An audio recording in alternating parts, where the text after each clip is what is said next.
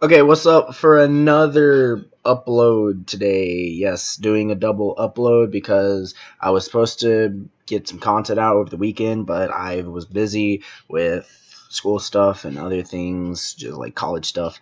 And so now we are doing back to back chapter reviews of Black Clover, specifically chapter 200 and 201. Um, in chapter 200, it was just Asta. It was a good chapter. It was a great chapter, and it was Asta having or Nozel having came in and helping Asta fight a dark infected lick, uh, pottery, not licked, a dark infected pottery, and helping him get his bearings. You could say like just his mind back. Uh, Asta takes his new demon destroyer sword and goes into like Patry's mind, kind of like subconsciousness with the sword, and is looking through all the uh, memories and images of what Patry has seen, and it's shown. And then with this, it shows that Asta was kind of like surprised of how like painful it is, and then he saw from Patry's perspective where he killed the Wizard King, and so Asta, seemed really angry. So you might have suspected, wow, is Asta gonna reach in his like subconsciousness and kill him? But then he gets to like Patry in his this little feeble state, giving up in his mind, and Asta basically talk no jutsus him, but in the right way, as in he grabs him and is like, "Hey, I don't forgive you for what you did, but I need your powers right now, boy, and I need you to man up. I need you to nut up or shut up, and so we can take down this demon. Then I'll run that fade with you right afterwards." And so Asta motivated Patry to like not give up and to retain himself a bit. And as you see when he comes back, you see like he has a dark eye, like one of his eyes is pitch black, presumably due to the hatred or the spell that the demon casted on him. And so we fast forward to chapter 201, where we see the demon strolling to another part of the dungeon, and we see Licht, the reincarnation of Licht. He's kind of in trouble, as he's like kind of struggling, like he's binded, and then before the demon king can, or not demon king, before the demon could come in and like waste away Licht, destroy him, the Charlotte, but elf possessed Charlotte comes in to attack, and Yami comes in to attack the demon.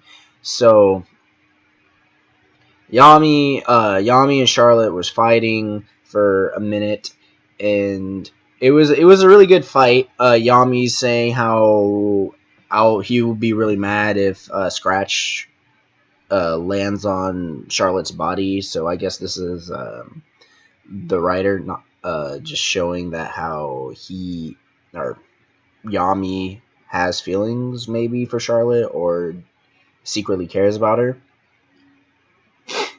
Meanwhile, while the fight's going on, it at the end of the chapter it turns to Finral on the ground, and he's like lazing, dreaming of women, like basic Finral stuff, with a smile. And Nero pops on him and pecks his head to wake him up.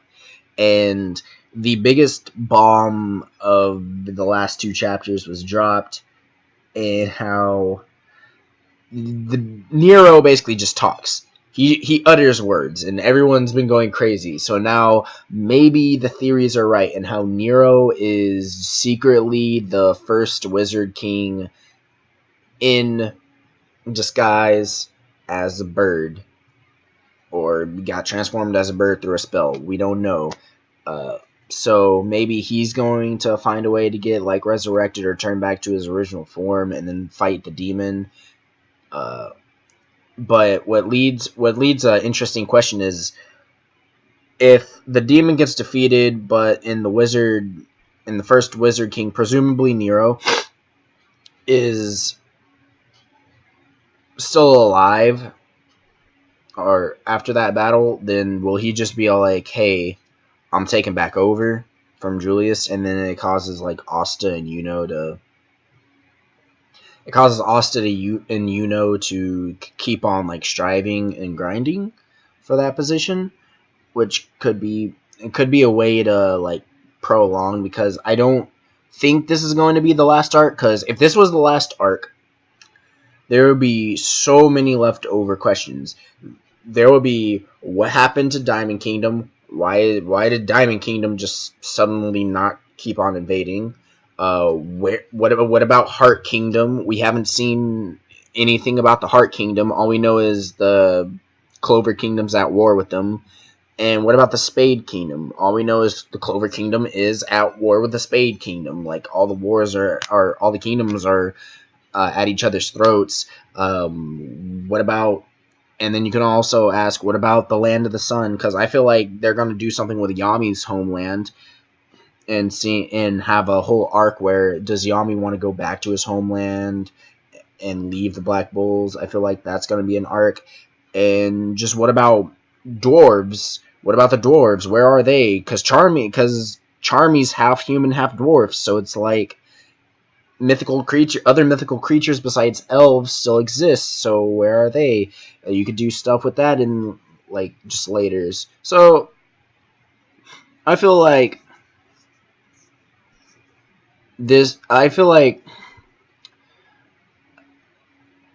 the Wizard King coming back and regaining his power to the throne is the easiest solution.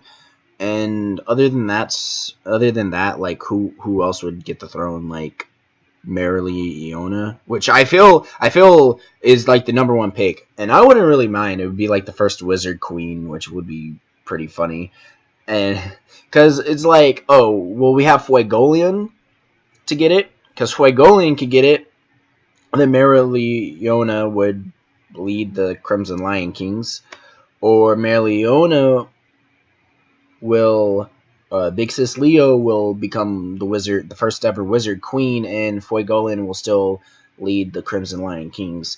I don't feel like Nozel would get it, because Nozel and no. See, here's the problem with Nozel getting it. Who would leave the Silver Eagles? Well, like what? Solid? Yeah, nah. We don't know that many people in Silver Eagles besides the Nozel family to like lead over it, or the Silva family to lead over it if Nozel left. So Nozel will probably not be Wizard King. Fuegolian will probably not be Wizard King, just because he's rival to Nozel, and obviously rivals in Black Clover kind of stay closely together. So I think Merliona might just be the only person to like take the mantle, because she's not doing anything anymore, really, if Fuegolian's back. The craziest part is what is going to happen with Langris, and what's going to happen with William when Patry like recedes back into William. Will they just go to jail? Like, will they just end up going to jail? And also, speaking of jail, the purple Orca's old captain, and like the chain dude that we saw Austin defeat back in like the first arc, escape jail. So I don't know what they're going to do with them. Anyways, these two chapters were really good. I give them a 5 out of 5 because it was like just really, really good fighting. Nothing like really bullshit came out of it, and something exciting for the later on. And so that is my honest anime review on it. Anyways, leave a like, comment, subscribe, all that good stuff, and I'll catch you in the next one. Peace.